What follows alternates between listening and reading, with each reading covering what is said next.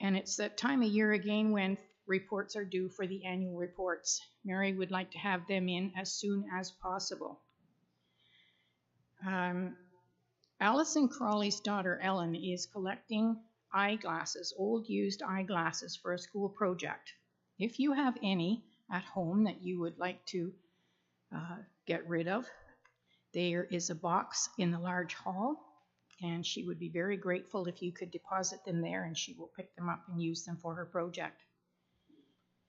I have been asked to read a note to the congregation this morning, and it says, "We wish to thank our friends at Knox for their support during the past several weeks. It has greatly consoled us during this difficult time. We are also grateful for the ongoing prayers and phone calls. With sincere thanks, Harry and Helen Hope and family." And our prayers will continue to go with them.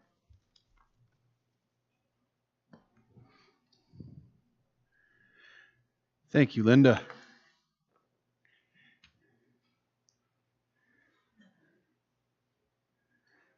Just give me a sec here.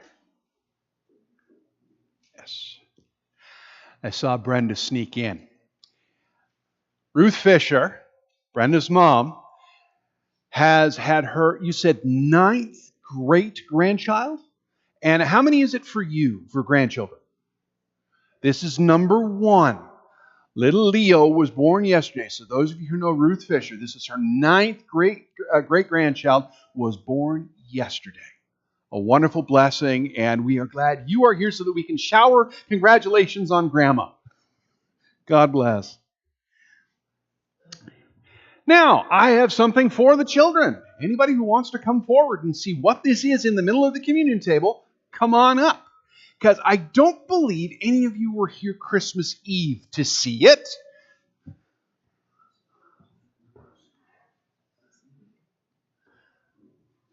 So come on right up.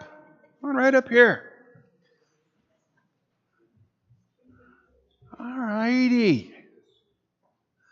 Come on right up here, boys. Come on. Come on. If you can scoot over there and you guys can come on up here. All right. We've got 3 very special things up here on the table today.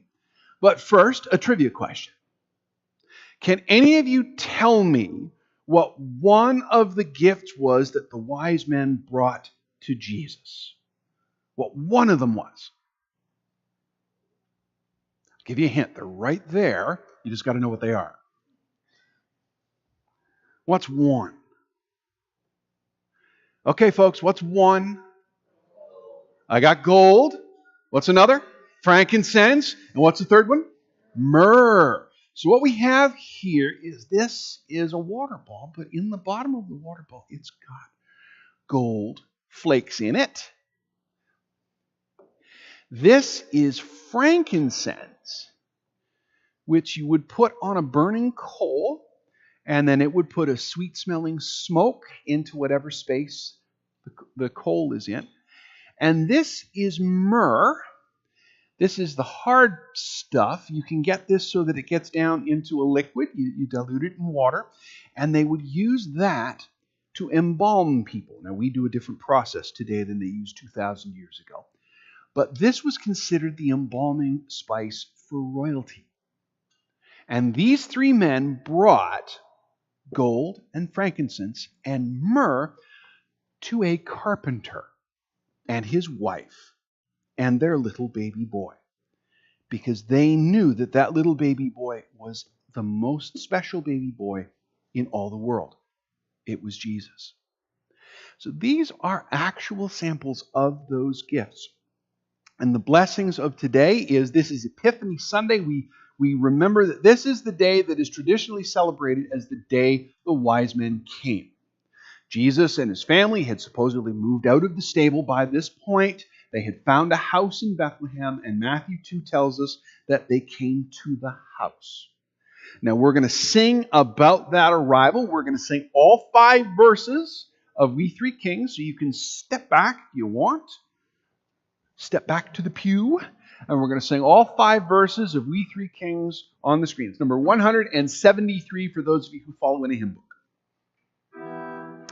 Do you want to see this stuff? I don't think you got a good look at it. That's gold. Isn't that pretty? Yeah. Kings of Orient are bearing gifts. We traverse afar, field and fountain and mountain following you. Take a smell. You smell that? Smell that on my hand? Take a smell. Okay. Here's what frankincense smells like. Rubbed it on my hand. Smell it? My perfect light, born a king on Bethlehem's plain. Gold I bring to crown him again. King forever, ceasing never, over us all to reign. Oh, star of wonder, star of night, star with